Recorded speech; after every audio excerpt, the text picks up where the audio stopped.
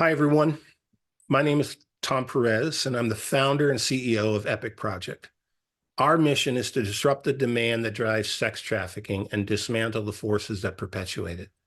For nearly 15 years, the Epik community, made up of almost entirely volunteer men across the country, has been hard at work trying to do those two things. This effort has been recognized, presented, and/or discussed at places like the Jimmy Carter Center, the Vatican, in state capitals and city council meetings. I've had the privilege of sharing our work and advocating for its broader application in front of senators and congressmen and multiple federal agency heads, as well as many other agencies, both state and local. I've even had the opportunity to share about our work at the United Nations Global Council on the Status of Women. And I'm not alone in advocating for this kind of work. Our staff and volunteers have done the same thing, including presenting at Google and Microsoft. And we've received regular invitations from law enforcement agencies all around the country to help support them with their ongoing work in the fight against sex trafficking. Along the way, we've learned a lot about the supply and demand economic engine that drives all sorts of sexual exploitation, including sex trafficking.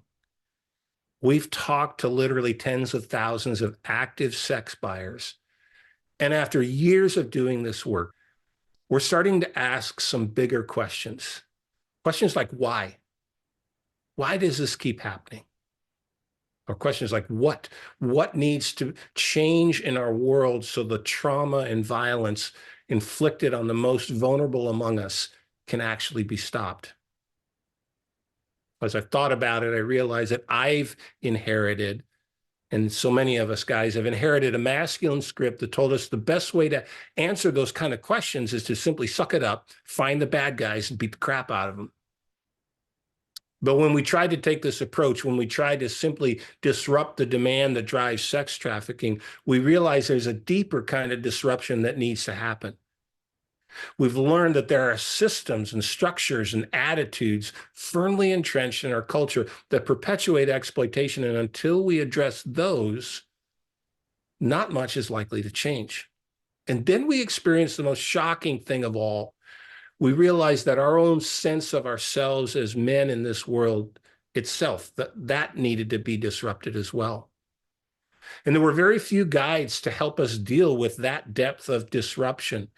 And all of this was happening in the middle of the Me Too movement and all the turmoil of the past several years. And frankly, it started to feel like a wilderness, a masculine wilderness. But we're not alone.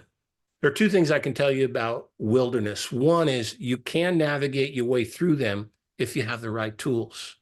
And two, as much as the landscape might feel empty, there are always others who've gone before us, and their wisdom is worth listening to. So I guess that's the inspiration behind the Masculine Wilderness podcast. It's a conversation for men and the women who love them, who believe in them, and who long to walk beside them and make this world a better, safer, and more equitable place. We want to invite you into the conversation. We brought along many guides whose insight, expertise, it all intersects with the work of fighting sex trafficking, but their perspectives are broader and more comprehensive. You're going to hear from victims of sexual violence, authors, prosecutors, police, but also from researchers and leaders in fields removed from the anti-sex trafficking movement, but whose influence intersects with men in other ways. So I want to just simply invite you to travel with us in this conversation. You may not agree with everything. You may not have considered some of the things we're going to talk about, but we promise to be as honest and transparent about what we know and don't know. So come explore with us on the Masculine Wilderness podcast.